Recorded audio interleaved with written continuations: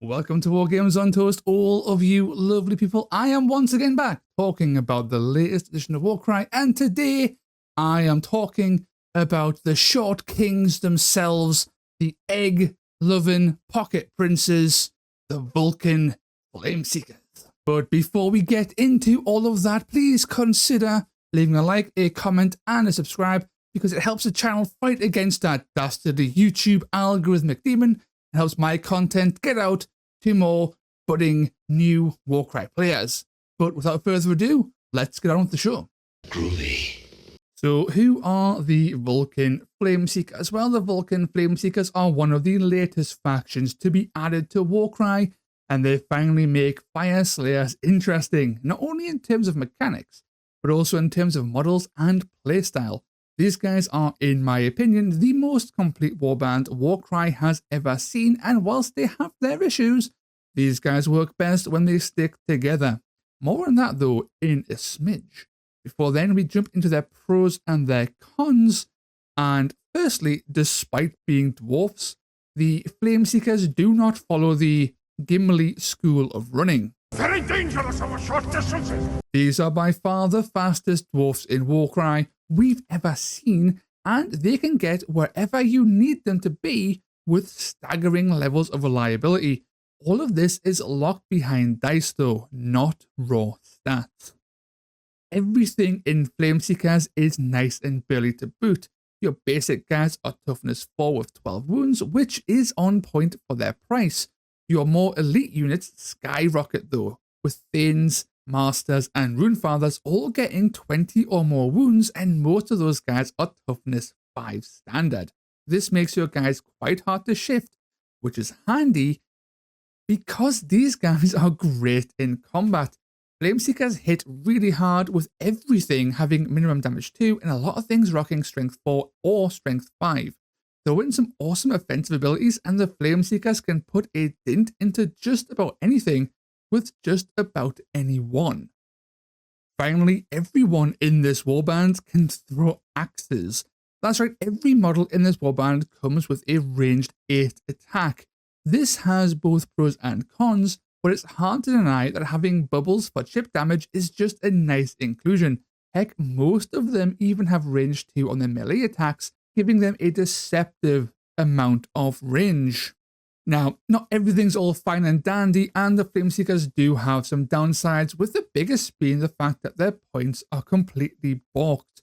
The box itself comes with 9 models, but it is impossible to run all 9 models at once as of recording. It seems that Games Workshop have priced their basic units about 5 points higher than intended. This means we might see an FAQ or an errata correcting that blunder in the future, but as it stands, you are going to have a lot of points left over no matter what you do, and these should be used for things like blessings. It's not ideal, but it is what it is as of recording. These guys are also super dice heavy in the sense that you have a lot of powerful abilities and you want to use all of them all of the time. This means you can get shafted if you roll a bad selection of dice.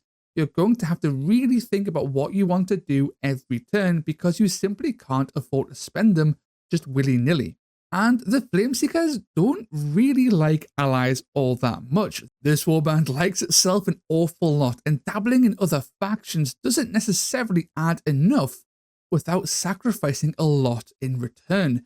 Your cheapest model is 95 points, so you don't have the chaff to make up the numbers if you add in something really big.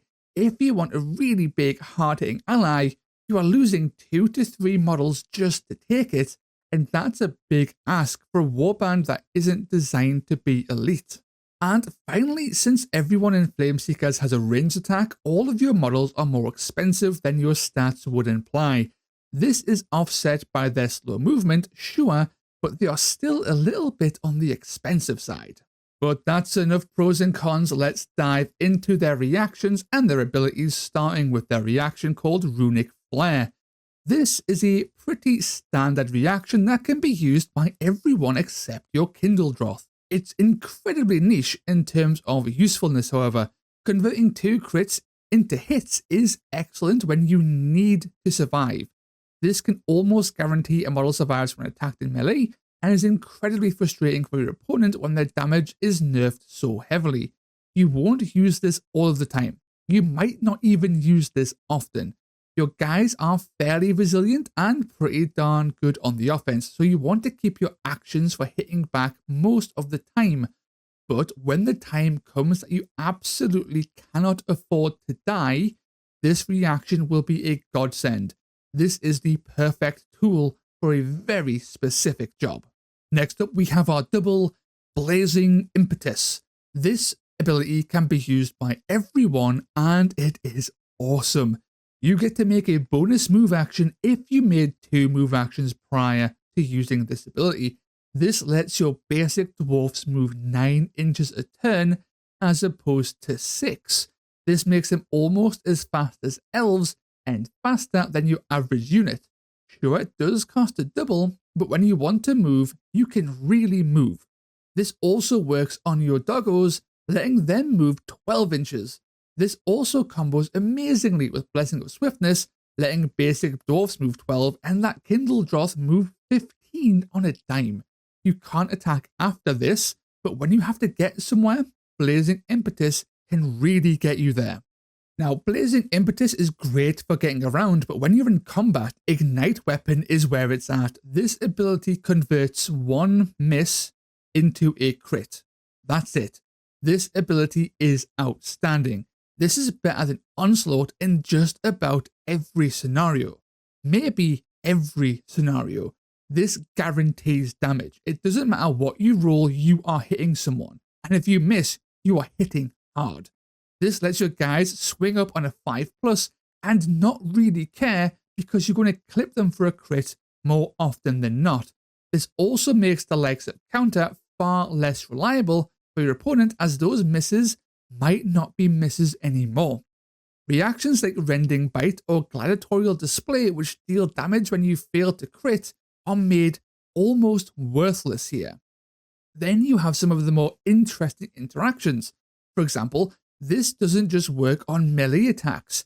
You can use Ignite Weapon on your ranged attacks, which might seem like a bad idea, but what this does is guarantee a 2 or 3 damage 8-inch axe throw. This is perfect for clipping near dead enemies and ensuring they are dead. Any ability that removes your reliance on dice is amazing, and Ignite Weapon might be one of the best value doubles the game has ever seen. When paired with Blazing Impetus, Flameseekers have 2 of the best doubles in Warcry at their disposal in my opinion. And then we get to Aspect of the Scale. This is the final universally available ability for the Flameseekers, and it's a quad. It's also very good for dealing damage when you get a good enough dice roll. You pick a dude within 3 inches and then you roll 6 dice. For every 2+, you deal 1 to 3 damage based on the initial ability value of the dice used. With a quad 5 to 6, you are looking at 15 damage on average at 3 inches. This is better than using Rampage on most things in terms of damage output. You don't get the mobility of Rampage, but that's not always needed. When you can pull 15 damage out of your arse and hit anything you want with it, regardless of their toughness, with any of your models, that is huge.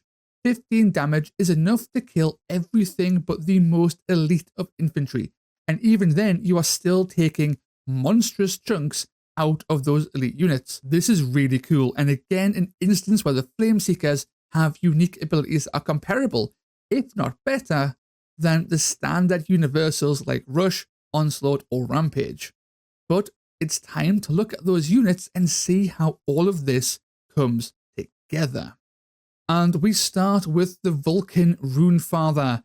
And this guy comes in 2 variants. One is slightly more expensive, but has more strength and more crit. Other has more attacks though. They round out to be about the same, especially once you start to factor in things like Ignite Weapon.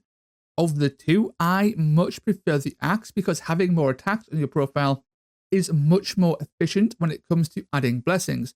You can add +1 crit or +1 strength to a great axe far cheaper than you can add +1 attack to your Bakaz. plus the axe being cheaper seals that deal for me in general. The biggest downside of this guy is his lack of unique ability. He is just a ball of stats, and that ball is kind of okay though. Toughness 5, 22 wounds is great for 165 points. He just doesn't wow and feels a little bit like attacks a lot of the time. That being said, he can hit really hard with Ignite Weapon active, and he does end up being one of your better units because of it.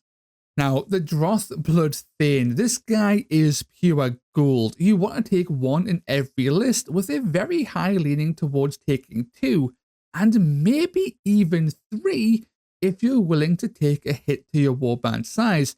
These guys are outstanding. Toughness 5, 20 wounds is very nice for 140 points. They also get 5 attacks at strength 4, 2-4 damage, which is really nice for just blending stuff. That strength 4 might seem kind of average, but again, Ignite Weapon exists. These guys love the +1 crit blessing for 10 points to make that spike potential even higher, or +1 movement to get them into combat in the first place. Now, their big downside is their range 1, which is fairly uncommon in this warband. Most things have range 2. You can get around that with abilities like Blazing Impetus and blessings like Swiftness, but in general, these guys are all around great units and the backbone of your offensive. You get in, you roll your 10 dice, and you just mulch. All of this, and I haven't even touched on their ability, Berserk Rampage. This ability is stupid good a lot of the time. It's a triple and you simply roll 6 dice. For every result that equals the value of the ability, you deal that much damage. Not only that, for every result that fails to match, you still deal 1 damage. This triple will always deal 6 damage no matter what. If you have decent dice value, say a 4+, you are going to deal an average of 9 to 12 damage. The spike potential is also outstanding here too. If you get lucky, you can delete all kinds of things. Best case scenario is you move your Thane into combat, swing 10 times with your axes, then use Berserk Rampage to finish off what you are hitting or deleting someone else nearby. Thanes are deadly, and if your opponent isn't prepared for their burst damage, they are going to regret that very quickly. The Drothmaster is your support piece, but ends up being pretty awesome for his points anyway. Toughness 4 and 20 wounds is kind of nice for 125 points, and his 3-inch flail is great. 3-4-2-4 is wonderful at that range. There's nothing else to say about his stats, he's just kind of solid overall. What you do here is you take him for his ability though, and that is Creed of Flame. This is a triple and it is amazing. Shocker, I know. We've yet to find a bad ability in this warband. You pick any model that is more than 6 inches away. That model immediately makes 2 bonus move actions. If they are a beast, they can even make a bonus attack action after moving. This is stupid in all of the best ways. Suddenly, your dwarfs with movement 3 can, out of the blue, move 6 inches and get where you want them to go. Combined with Blazing Impetus, that one model can move 5 times in a single turn. A regular dwarf can move 15 inches if you want them to. A Kindle Droth or a Blessing of Swiftness dwarf can move 20, which is enough to cover the entire relevant board space. Objective grabbing and general movement shenanigans are the obvious use here, but when it comes to combat, this is crazy good. You can use your Drothmaster to slingshot your Thanes into combat with something that's already activated. Then you activate your Thane on your next activation and then go to town with his bajillion attacks. Arguably the best unit in the entire warband, because if it dies, you will feel this more than any other death. This is the beating heart of your warband and opens them up in all kinds of fun and interesting ways. Now we have the Kindle Droth, and the Kindle Droth is kind of fine. It has lower than average wounds for its price, but it is movement 4 and has access to a 4-4-2-3 damage profile, which is kind of okay. Its range attack is also 1-6-2-4, which is really nice. The issue with the Kindle Droth is that it's a beast and it's a little bit too expensive. Beasts can't interact with treasure tokens, which just kind of sucks in those missions. This thing's also 110 points, and you can upgrade a basic dwarf with Blessing of Swiftness, and that dwarf is then the same price, has more wounds, and better combat stats, whilst moving at the same speed. Sure, the Kindle Droth has more play with the Drothmaster, as the Kindle Droth can attack after being whipped with Creed of Flame, but this is a minor benefit at best. They do what they do well, and they are great for being launched onto objectives, but you can just do that with a regular old dwarf though, and you'll get the exact same results. So what about its ability? And its double is kind of okay too. It's an okay AoE attack that does chip damage in a bubble. It can be very nice against chaff-heavy warbands like Soulblight, or against any warband that likes to cluster together. Think Fight for Profit, Coward Overlords, or even, say, the Wildercore with their hunting tactics and all that kind of stuff. But you have so many other uses for dice that are more impactful, it just gets overshadowed. The Kindle Droth does have play, and I can see it being used to great effect, and if you were to take one, I would maybe just take two, because then you have multiple guys who can interact with the Drothmaster and get some guys up the board very, very effectively. It's an interesting piece that should be experimented with before being written off as an inferior blessed up dwarf for sure. This is our last unit, and it comes in two flavors. Scale Breakers can either have axes or bakars, and they are both excellent. Axes have more strength but lower crit, and the bakars has, well, less strength but more crit. So which is better? Neither. They are both excellent for their points. The bakars is better with Ignite Weapon, and is especially good if you spend 10 points on +1 crit, as this makes them 3, 4, 2, 6. The very high chance to land that juicy Ignite 6. The axes, on the other hand, are more traditionally reliable. The thing is, you probably wouldn't buff them with things like Ignite Weapon often, because there are better units who can take the buff, such as Scale Breakers with bakars, Banes, and your Runefather. Ultimately, it all just boils down to taking a split of the two in any list. You'll be taking anywhere between 3 to 4 Scale Breakers, and you should take a mix. I like taking more bakars personally because I like the spike potential. So in a 3 Scale Breaker list, I would say take 2 bakars and then 1 axe. But then in a 4 Scale Breaker list, I would take 2 of each. This way you won't stretch your dice too far, and you don't become over-reliant on Ignite Weapon and the required dice.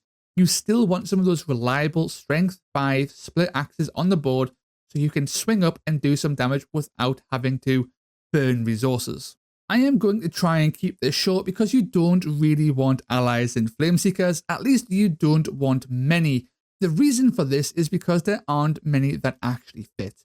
Flameseekers are very self-contained, and they support their own playstyle perfectly without the need for extra dudes to plug those gaps. Not only that, they are expensive, so taking allies to slingshot with the Drothmaster, whilst an interesting concept, feels like a bit of a trap since you don't have the chaff to fill in those replacement bodies. That being said, there are a few allies who do stand out as potential takes. I just don't put much stock in any of them as a recording since there isn't enough player data on my end to say they are worth dropping multiple models in a fairly expensive warband. And we start with the Old Guard. The Old Guard running with Tempest's Wrath gets Swift as the Wind. This adds half your dice value to the movement of allies within 6 inches. This of course combos with Creed of Flame and Blazing Impetus, letting your dwarfs move even faster. The downside is the cost. This would be another triple to add to your already stacked selection of abilities. It might be the case that the Old Guard adds redundancy to your list, or it might be the case that it adds an extra layer of versatility. I can't say for sure either way, since this faction is far too new. I would say experiment with them, or with Lordlings. Lordlings aren't as tough, but they are cheaper and they have movement 5 instead of movement 3. This makes them pretty good at running around with Creed of Flame in a pinch, which is something well worth considering. Now, Annihilator Primes are pretty interesting because they fit nicely into a slow-moving dwarf list by being fairly slow themselves. The advantages of taking primes is just the raw stats they bring. These guys skimp on nothing and just pile on pure stats everywhere. They have 25 wounds. They have toughness 6 or toughness 7. They have 4 attacks. They're strength 5 or strength 6. They do 3-5 damage, and the good one does it with range 2. You love to see all of this. The thing is, they are expensive. The cheapest being 180 points is not great when you consider you're dropping 2 skill breakers to take him, and frankly, he doesn't do enough. The 200 point fella is much better thanks to his higher strength and range 2, but he's still 200 points, and that is 2 skill breakers and some change. They both need support to get moving, and that support is entirely from your Drothmaster, who is 125 points, just to babysit these guys to get them where they need to be. On the surface, they are just as slow as your other guys, but your other guys aren't actually slow. They have blazing impetus to get them around the board with burst movement. They aren't entirely reliant on a Drothmaster to move them around. The Annihilator Primes are, and they are far more expensive than anything else in your list, and I don't think they do enough damage to offset that. Now we do something a little bit weird. The Kurnoth Hunters, the Hunt Masters, are your slingshot targets. They are fast, they are damaging, they are powerful, but they are very expensive, and you really want that scythe for that damage and range. 245 points is a huge ask though, and I don't think this warband can take the hit in models to sustain this guy. 32 wounds is nice, but toughness 4 means he is going down like a sack of potatoes to anything dedicated. I can see them working, I just don't like them. I think this is another trap of an ally that looks good on paper, but will not perform on the battlefield. Now this guy could be the secret sauce, and comes from the tactically brilliant mind of the Hrothgorn pioneer and meta definer Robert Viscomi. This absolute champ let me steal his sauce this one time.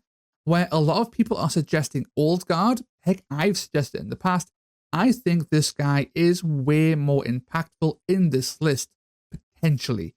The Auric Flamekeeper has fairly uneventful stats, but a lot of wounds and decent toughness on a 105 point model. His big draw is his reaction, that makes a 6-inch bubble of +1 damage, +1 crit to everybody in that 6-inch range. That is massive when it works. Can you imagine a Thane with 5, 4, 3, 5 damage? Or a basic Bakaz Scalebreaker coming with 3, 4, 3, 6? You do have to pop this every round, but it's really good. It helps you take advantage of your dead models, and the advantages on a warband that are this combat focused is pretty darn huge, especially when he himself is very cheap. You can put this guy into just about any list and you won't feel the burden of his cost. This guy could be very powerful.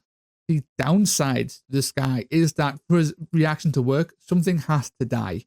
And your opponent can just play around this by killing your guys at the end of the turn, or just waiting till your Auric Flamekeeper is activated, and that buff never comes up.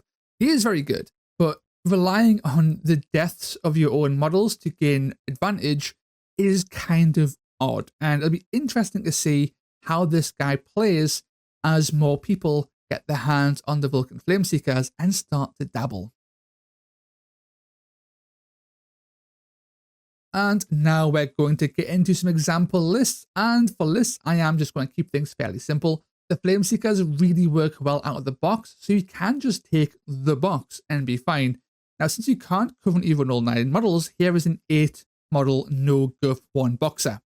You want to take the Grey Axe Runefather, the Drothblood Thane, a Drothmaster, a Kindle Droth, 2 skill breakers with Firesteel Split Axe, and 2 skill breakers with a Bakaz. Boom! You are good to go. You have 80 points left over, and this is where blessings come in. You take +1 movement on the Thane and all the skill breakers, and you are probably set to have a good time.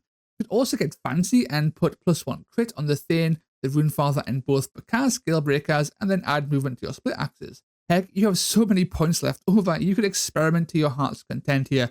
I would even consider putting +1 crit on everything, or taking +2 wild dice.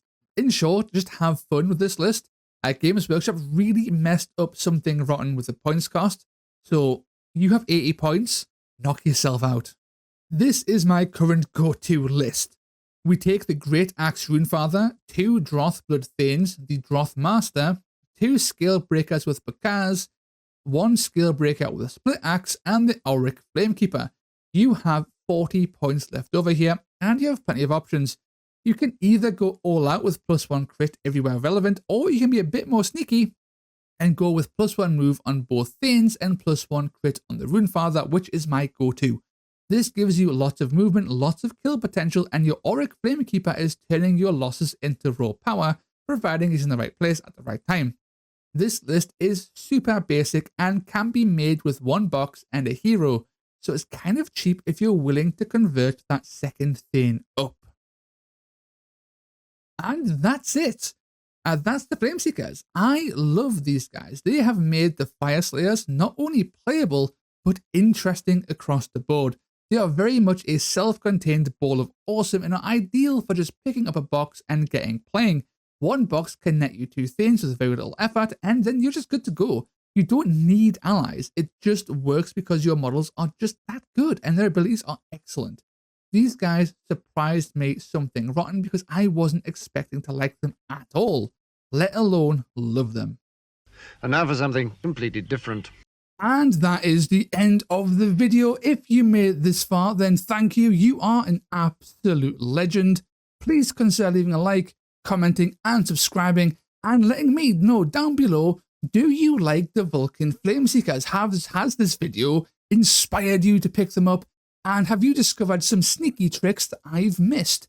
If so, let others in the comments below know, and let us all bask in our shared knowledge. But until next time, lads, ladies, and everybody in between and beyond, I will catch you in the next video. Ta-ra.